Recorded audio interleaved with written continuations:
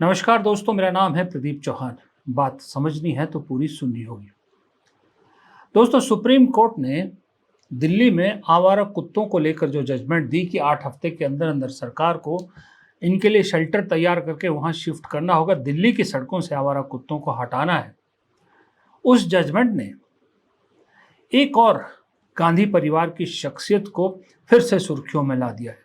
वो शख्सियत जो पिछले कई दिनों से खबरों की सुर्खियों से गायब थी और एक जमाने में खबरों के सेंटर में रहा करती थी, और उस शख्सियत का नाम है मेनका गांधी। एक जमाना हुआ करता था मेनका गांधी और वरुण गांधी, खास करके जब से बीजेपी सत्ता में आई तब से ये नाम बड़ा चमकता था। बहुत इस्तेमाल किया गया गांधी परिवार के खिलाफ गांधी परिवार को, लेकिन वक्त के साथ जब वो यूज एंड थ्रो की पॉलिसी के तहत इस परिवार को भी डंप कर दिया गया। आलम यह हुआ कि ये परिवार खबरों की सुर्खियों से तो दूर हुआ ही हुआ, बल्कि वरुण गांधी को तो लोकसभा का टिकट भी नहीं मिला। वो तो एक तरह से फिलहाल राजनीति से ही दूर नजर आ रहे हैं। लेकिन सुप्रीम कोर्ट के एक डिसीजन ने मेनका गांधी को तो फिर से सुर्खियों में ला दिया, क्योंकि आप जानते हैं कि मेनका गांधी हमेशा से जानवरों के लिए आवाज उठाने वाली एक कार्यकर्ता रही हैं। इनकी संस्था भी उसी के लिए काम करती है। सुप्रीम कोर्ट की जजमेंट सही थी या गलत थी, मैं इस पर नहीं जाऊंगा, क्योंकि सबके अपने अपने विचार हो सकते हैं। सब किसी को जो है वो आवारा कुत्तों की वजह से दिक्कत हुई होगी तो वो सुप्रीम कोर्ट के आदेश का स्वागत कर रहा है। जो एनिमल लवर्स हैं वो इसे गलत बता रहे हैं, ये अलग बात है, मैं उस पर नहीं जाऊंगा। लेकिन मैं गांधी परिवार और मेनका गांधी पे बात करना चाहता हूँ। अब मेनका गांधी ने सुप्रीम कोर्ट के उस फैसले को गलत करार दिया और सुप्रीम कोर्ट के उस फैसले के खिलाफ एक तरह से मीडिया के सामने आ गई। मेनका गांधी ने कहा है कि सुप्रीम कोर्ट का जो ये ऑर्डर है ये दरअसल गुस्से में दिया हुआ ऑर्डर है और ये प्रैक्टिकल नहीं है, और कुत्तों के साथ जो है जिस तरह का उन्होंने कहा है करने को वो नहीं किया जा सकता। बीजेपी की सांसद है मेनका गांधी। एनिमल लवर्स सड़कों पे उतरे दिल्ली में, कई जगह पर, खास करके दिल्ली में बहुत से लोग सड़कों पर भी उतरे हैं इसके खिलाफ। लेकिन बीजेपी से मेनका गांधी को कोई खास सपोर्ट नहीं मिला। कोई बड़ा नाम बीजेपी का सुप्रीम कोर्ट के इस फैसले के खिलाफ मेनका गांधी के साथ खड़ा नजर नहीं आता। लेकिन वो कहते हैं ना, फिल्म थी ना, अपने तो अपने होते हैं। अनएक्सपेक्टेड क्वार्टर से मेनका गांधी के इस कॉज को सपोर्ट एक तरह से मिला प्रियंका गांधी से। यानी इस मुद्दे पर दोनों चाची भतीजी एक पेज पर नजर आ रहे। प्रियंका गांधी ने भी सोशल मीडिया पर ट्वीट किया कि ये जो आवारा कुत्ते हैं इनको हटाने का जो ऑर्डर आया है वो एक तरह से प्रियंका गांधी ने उसकी भर्त्सना की। प्रियंका गांधी ने कहा है कि ये क्रूएलिटी है इन जानवरों के साथ, कुत्तों के साथ ऐसा नहीं होना चाहिए। Dogs are the most beautiful gentle creature, they do not deserve this kind of cruelty, वो कह रहे हैं। यानी कि एक तरह से कहें कि जो मेनका गांधी कह रही है वही बात प्रियंका गांधी भी कह रही है। तो सवाल यह है कि आवारा कुत्तों के बहाने ही सही, पहली बार मैंने देखा है चाची भतीजी एक पेज पे। वरुण और प्रियंका के रिश्ते तो सबको मालूम है, सब जानते हैं कि वरुण गांधी और प्रियंका गांधी के रिश्ते बहुत मधुर है। दोनों भाई बहन एक दूसरे की बहुत इज्जत करते हैं। लेकिन कभी चाची और भतीजी को एक पेज पे नहीं देखा था। इसी बहाने दोनों एक जैसी बात करती नजर आ रही हैं। दोनों गांधी परिवार की दो मजबूत शख्सियतें एक पेज पर है।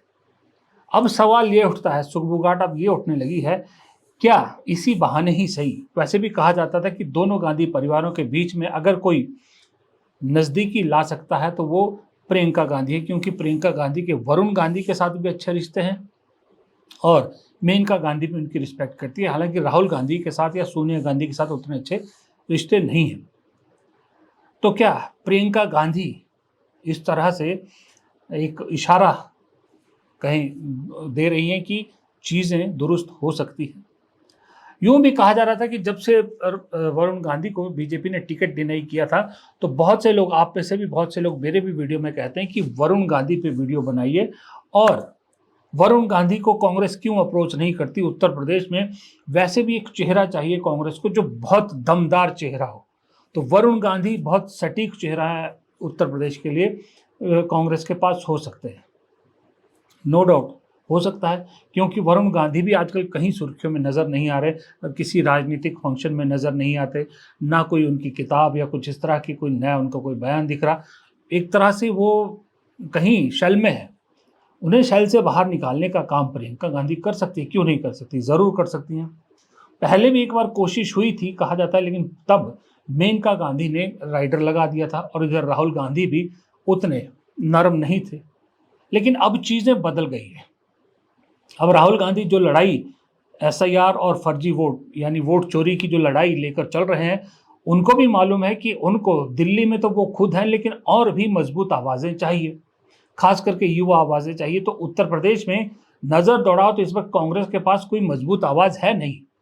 इमरान मसूद हो गए या अजय राय हो गया, ये अपने अपने इलाके में तो मजबूत आवाज़ है, लेकिन पूरे प्रदेश में कोई आवाज़ गूंजे ऐसी कोई आवाज़ नहीं है। वरुण के पास वो आवाज़ भी है और साथ में गांधी सरनेम तो है ही, और कांग्रेस ही तो ज़्यादातर इमोशनली इस सरनेम के साथ जुड़े हुए हैं, गांधी नेहरू परिवार के साथ जुड़े हुए हैं।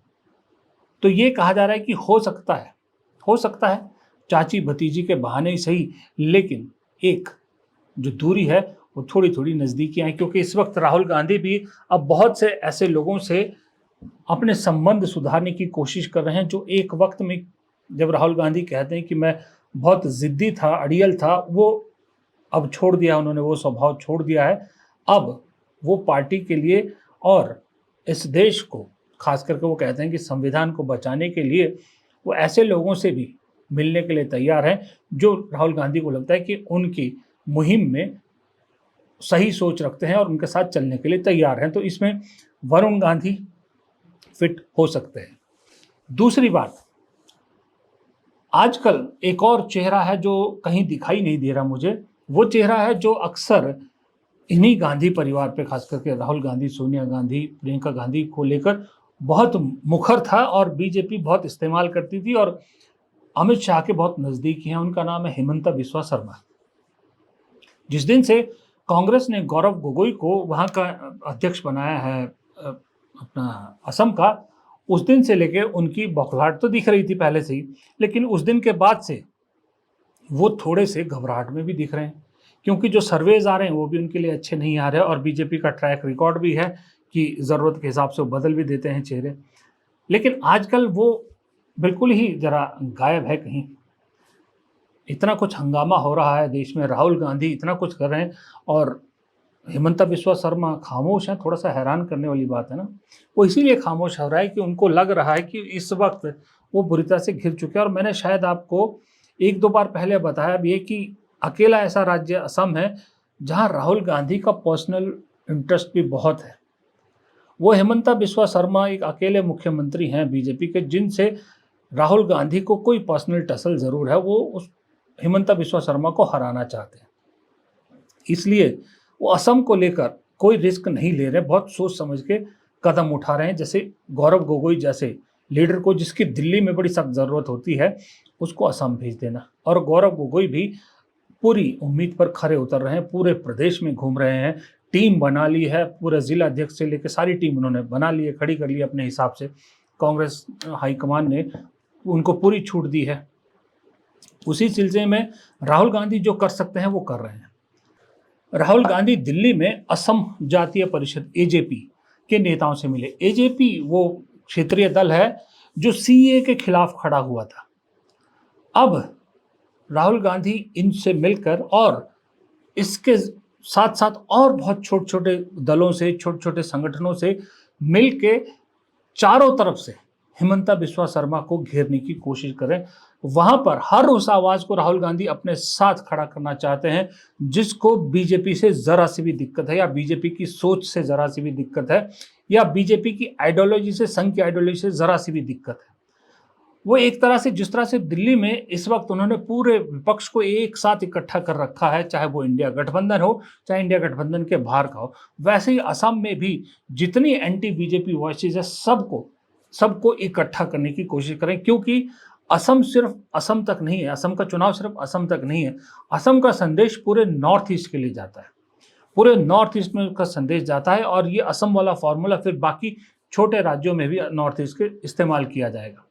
अब ये जो घेराबंदी हिमंता बिस्वा शर्मा की दिल्ली से राहुल गांधी और वहाँ पर ग्राउंड में गौरव गोगोई कर रहे हैं, ये दरअसल और फ्रस्ट्रेटिंग है बीजेपी के लिए। अब वो कोशिश पूरी ये करेगी कि जो बिहार में एसआईआर किया जा रहा है, बंगाल और असम अगले निशाने पर है। राहुल गांधी भी अच्छी तरह जानते हैं कि बिहार में तो फिर भी वो छोटी पार्टी है, आरजेडी बड़ी पार्टी है, लेकिन असम में तो उसे ही लड़ना है बीजेपी को। और बीजेपी के इस नए हथियार से, एसआईआर नाम के हथियार से, नुकसान सिर्फ और सिर्फ कांग्रेस को असम में होगा। पश्चिम बंगाल में ममता बनर्जी बड़ी खिलाड़ी है, नो डाउट। फिलहाल ये 3 राज्य मेन है और केरल में खैर बीजेपी का कुछ है नहीं, तो वहाँ पर लेफ्ट के साथ है। बीजेपी कोशिश करेगी, जैसे कि त्रिशूर लोकसभा सीट पर आप आंकड़े सामने आने लगे कि किस तरह से जो इकलौती सीट बीजेपी ने जीती, वहीं पर वोट बढ़ने का जो प्रतिशत है वो सबसे ज़्यादा हुआ पिछले 5 सालों में। लेकिन फिर भी मेजर लड़ाई केरल में कांग्रेस और लेफ्ट के बीच में है। लेकिन असम और बिहार, असम में जो है कांग्रेस अकेली, बिहार में अपने पुराने सहयोगी आरजेडी के साथ सीधा सीधा है। तो इसलिए असम को राहुल गांधी लाइटली नहीं ले रहे हैं। गौरव गोगोई जैसा बड़ा नाम वहाँ पर अपना खास सिपह सलार भेजकर बहुत बड़ा रिस्क भी राहुल गांधी ने उठाया, क्योंकि अगर गौरव गोगोई वाला फॉर्मूला फेल हो गया तो राहुल गांधी को पूरी स्ट्रेटेजी दूसरे राज्यों के लिए फिर से सोचनी पड़ेगी, फिर से विचार करना पड़ेगा। क्योंकि सबसे पहले होगा क्या, अगर गौरव गोगोई फेल होते हैं तो जो वो अंदर स्लीपर सेल बैठे हैं ना कांग्रेस के अंदर, जो अब मार्गदर्शक मंडल की तरफ जिन्हें धकेला जा रहा है, वो सबसे पहले आवाज़ उठाएंगे कि देखा, हमने कहा था ना, बुजुर्गों को साइड करने का नतीजा ये होता है, सिर्फ युवा होने से कुछ नहीं होता, एक्सपीरियंस भी चाहिए। इस तरह की बातें की जाएंगी। इसके लिए बेहद ज़रूरी है कि बिहार में स्ट्राइक रेट अच्छा हो और असम में कामयाबी कांग्रेस को मिले।